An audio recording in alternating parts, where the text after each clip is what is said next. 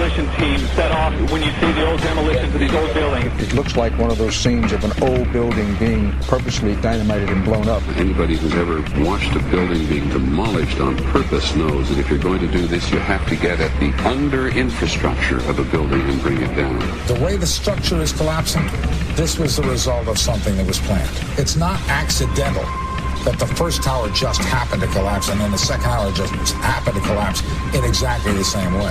How they accomplished this, we don't know. The building collapsed to dust. You don't find a desk. You don't find a chair. You don't find a telephone, a computer. The biggest piece of a telephone I found was half of the keypad, and it was about this big. What happened to the concrete? The concrete was pulverized from river to river. There was dust powder 2-3 inches thick. The concrete was just pulverized. In addition to those pictures we've all seen too much on television before, when a building was deliberately destroyed by well-placed dynamite to knock it down. If they had detonated, they were planned to take down a building. I heard a second explosion. There was a heavy-duty explosion. Then there was some secondary explosions and then subsequent collapses. An explosion blew and it knocked everybody over. To me, it sounded like an explosion. It sounded like gunfire.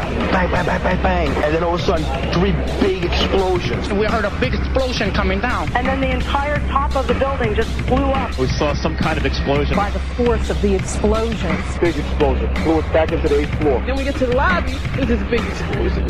The lobby looked as though a bomb had exploded there. A huge explosion now raining debris. It's been a huge explosion. Huge explosion that we all heard and felt. We just witnessed some kind of follow-up explosion. We heard a very loud explosion. A secondary explosion at Tower 1 camp. That is another bomb going off. He thinks that there were actually devices that were planted in the building. We have not seen one piece of evidence that links Osama bin Laden directly to the planning stages of September 11th. This failure to provide proof was later said to be unnecessary because bin Laden, in a video allegedly found in Afghanistan, admitted responsibility for the attacks. This confession is now widely cited as proof. But the man in this video has darker skin, fuller cheeks, and a broader nose than the Osama bin Laden of all other videos. We again seem to have planted evidence. In 1976, Osama's older brother Salim bin Laden hired a man in Texas by the name of Jim Bath to handle all the investments in the United States for the bin Laden family. Jim Bath also happens to be a personal, almost lifelong friend and former Air National Guard pilot with George W. Bush.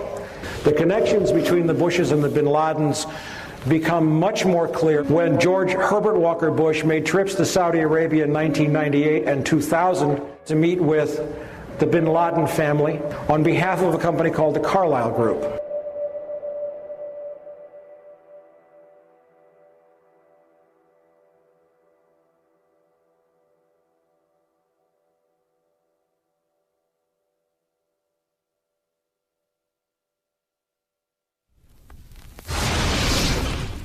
Pancake theory, according to which the fires, while not melting the steel, heated it up sufficiently to cause the floors weakened by the airplane strikes to break loose from the steel columns, and this started a chain reaction. So you would expect then from that theory, which is the official theory, to see a whole stack of floors piled up on top of each other and then a spindle of core columns standing too. The core of each of the twin towers consisted of 47 massive steel columns. If the floors had broken loose from them, these columns would have still been sticking up into the air 1,000 feet.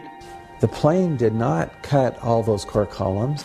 We designed the buildings to take the impact of the Boeing 707 hitting the building at any location. The building probably could sustain multiple impacts of jetliners.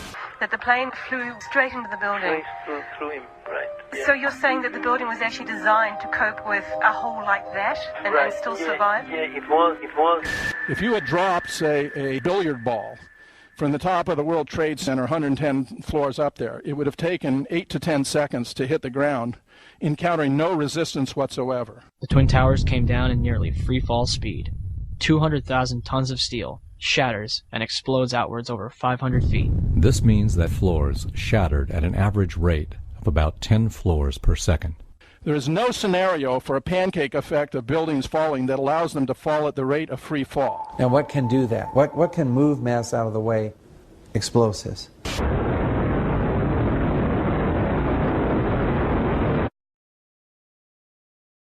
"47 huge steel columns going up the core. They're interconnected. How do you get them to fail simultaneously so the core disappears? It looks like those core columns were cut. The way we do this is by cutting the beam at an angle.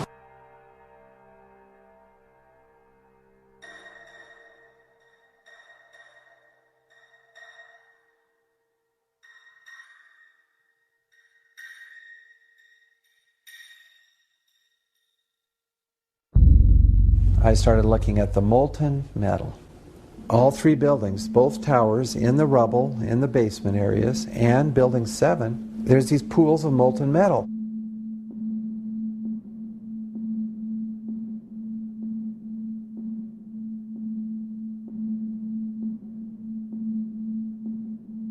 You'd get down below and you'd see molten steel running down the channel rails, like you're in a foundry.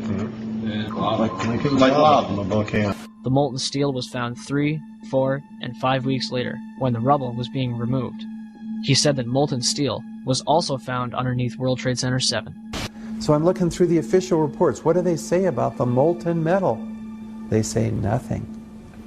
Now, wait a minute. This is important evidence. So where'd that come from? Thermite is so hot that it'll just cut through steel, through structural steel, for example, like a knife through butter. The products are molten iron and aluminum oxide, which goes off primarily as a dust. You know those enormous dust clouds? You can imagine when you assemble these chemicals on a large scale.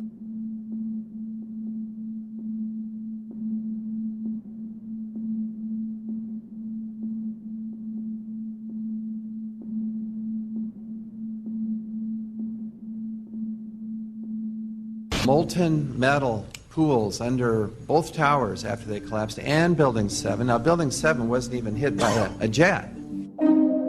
Part of the problem is that most people simply don't know much about Building 7 due to the extraordinary secrecy surrounding this collapse. And this was a 47-story skyscraper. This building fell at 5:25. It was not hit by a plane.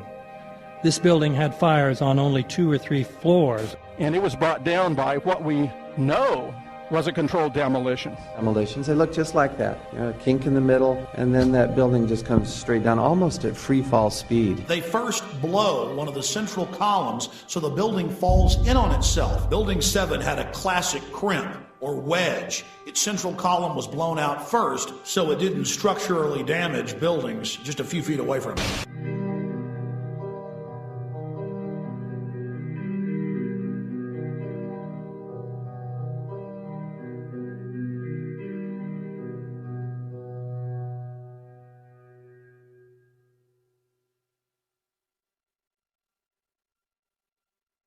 Our office was on the B1 level. As I was talking to a supervisor at 8:46, and all of a sudden we hear, boom!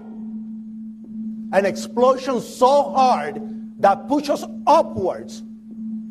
And it came from the basement between the B2 level and the B3 level. And when I went to verbalize, we hear, boom! The impact of the plane on the top. As I'm walking by the main freight car of the building in the corridor, that's when I got blown.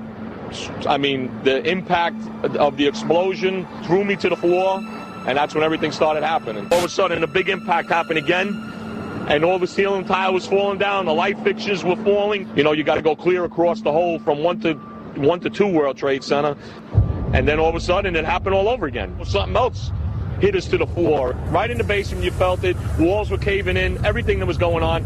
I mean, I know of people that got killed in the basement. I know of people that got broken legs in the basement. People that got reconstructive surgery because the walls hit them in the face.